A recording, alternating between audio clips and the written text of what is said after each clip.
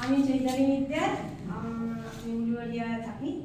আমার bread upline হচ্ছে রাখিনা, তারপরে হচ্ছে আমাকে সবসময় মানে সাহায্য করছে। কি পেয়েছেন এখানে এসে? প্রচুর সম্মান তো রয়েছে, তার সঙ্গে নিজের সুস্থতা পেয়েছি। আমি আগের বছর ঠিক এইরকম সময় আমার প্রচুর মানে লিভারের প্রবলেম ছিল, মানে এত যন্ত্রণা, মানে হঠাৎ করে, আগে ছিল না, একটু আধটু গ্যাস হতো কিন্তু আমি জানতাম না যে আমার লিভারের প্রবলেম হয়ে গেছে। তো এত যন্ত্রণা হচ্ছে হঠাৎ করে, আমি ডাক্তারের কাছে যাই। রাত্রে ডাক্তার ডাকতে হয়েছিল, পরের দিন সকালে আমি পিজিতে ছুটি। এবার পিজিতে আমি 1.5 মাসের মতো ওষুধ খাই, কিন্তু ম্যামের সাথে কথা হবার ম্যামই বলেছিল যে তুমি লিভার টেস্টটা নাও, কিন্তু তখন আমি নতুন জয়েন হয়েছি, লিভারের মানে কেনা রয়েছে কিন্তু আমি সাহস করে খেতে পারিনি। এবারে কি হবে, তখন আরেকবার ম্যামের সঙ্গে আমাদের হিমাদ্রি স্যার এসেছিল।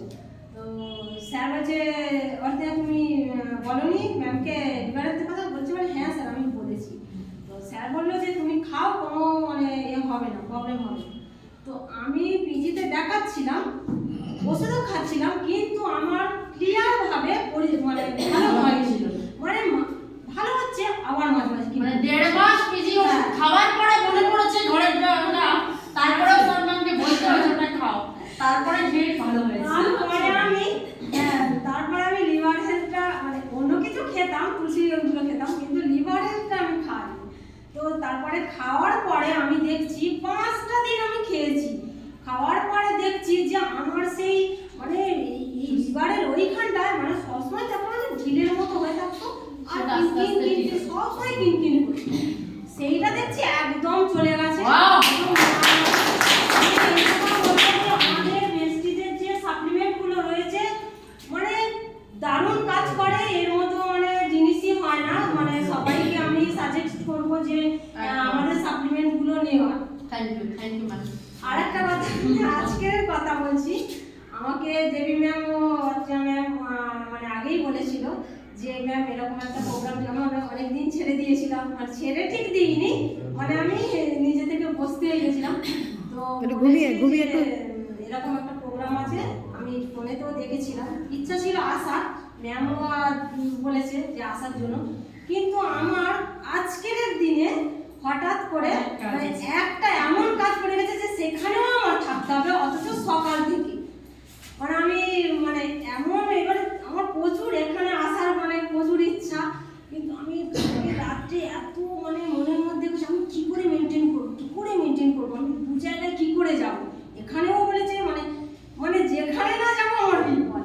তো আমি এখানে ভগবানকে ডাকছি যে কিছু একটা করো।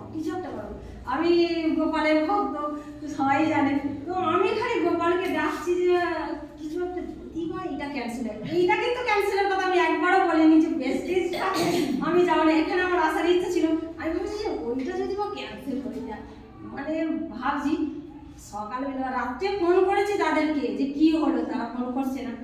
সকালবেলা উঠেই ফোন করেছি, ফোন করার পরে বলছে হাই দিদি, তোমার ফোনে ব্যালেন্স ছিল না, তারা ফোন করেছে পাইনি। এবার বলছি বলে হাই দিদি তোমাকে তো আমরা ফোনে তো নিচ্ছিলাম, কিন্তু তোমার ফোন ঢুকছিল না, তো তোমার জানানো হয়নি, ক্যান্সেল হয়ে গেছে। এত খুশি হয়েছি যে আজকে আমি এখানে আর সবার আগে চলে ভেরি গুড। তার মানে দেখেন উপরওয়ালা পরীক্ষা নেয় কি বলেছি, ওটা মিলে গেল তো। উপরওয়ালা পরীক্ষা নেয়, উনি নমুনা করছিল কোথায় যাবো, কোনটা ছাড়বো কোনটা, কিন্তু উনি চাইছিল মন থেকে বলে উপরওয়ালা কিন্তু ওটাকে ক্যান্সেল করিয়ে দিল। ইয়েস আর নো? চাইলে ঠিকভাবে চাইলে পাওয়া যায়। ইয়েস আর নো?